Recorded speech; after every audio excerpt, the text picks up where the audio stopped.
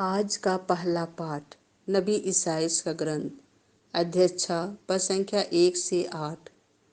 मैं अशुद्ध होठों वाला मनुष्य हूँ और मैंने विश्वमंडल के प्रभु राजाधिराज को अपनी आँखों से देखा है। राजा उज्जियाह के देहांत के वर्ष मैंने प्रभु को एक ऊंचे सिंहासन पर बैठा हुआ देखा। उसके वस्त्र का पल्ला मंदिर का पूरा फर्श ढक देता था। उसके ऊपर सेराफी विराजमान थे। उनके 6 पंख थे और वे एक दूसरे को पुकार कर यह कहते थे, पवित्र पवित्र पवित्र है विश्वमंडल का प्रभु। उसकी महिमा समस्त पृथ्वी में व्याप्त है। पुकारने वाले की आवाज से प्रवेश द्वार की नींव हिल उठी और मंदिर धुएं से भर गया।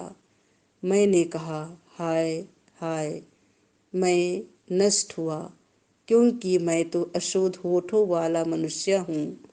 अशुद्ध होठों वाले मनुष्यों के बीच रहता हूँ और मैंने विश्वमंडल के प्रभु राजाधिराज को अपनी आँखों से देखा है।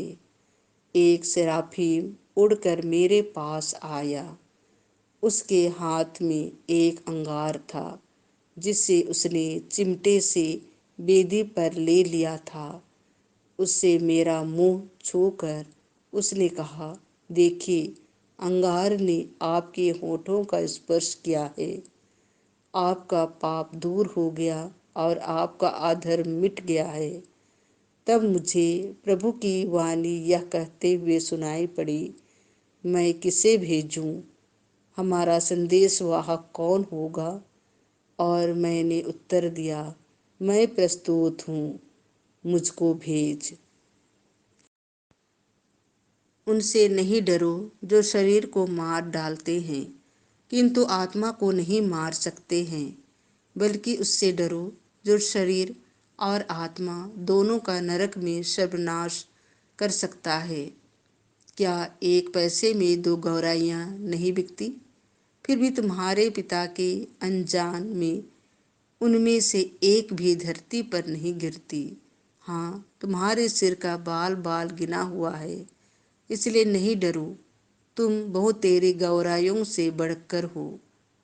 जो मुझे मनुष्यों के सामने स्वीकार करेगा, उसे मैं भी अपने स्वर्गीय पिता के सामने स्वीकार करूँगा, और जो मुझे मनुष्यों के सामने अस्वीकार करेगा, उसे मैं भी अपने स्वर्गीय पिता के सामने अस्वीकार करूँगा।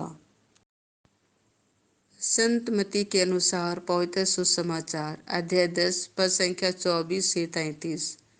उनसे नहीं डरो जो शरीर को मार डालते हैं। यीशु ने अपने प्रेरितों से यह कहा, न शिष्य गुरु से बड़ा होता है और न सेवक अपने स्वामी से। शिष्य के लिए अपने गुरु जैसा और सेवक के लिए अपने स्वामी जैसा बन जाना ही बहुत है। यदि लोगों के घर के मालिक को बेलजुबेल कहा है, तो वे उसके घर वालों को क्या नहीं कहेंगे? इसलिए उनसे नहीं डरो। ऐसा कुछ भी गुप्त नहीं है जो प्रकाश में नहीं लाया जाएगा, और ऐसा कुछ भी छिपा हुआ नहीं है जो प्रकट नहीं किया जाएगा।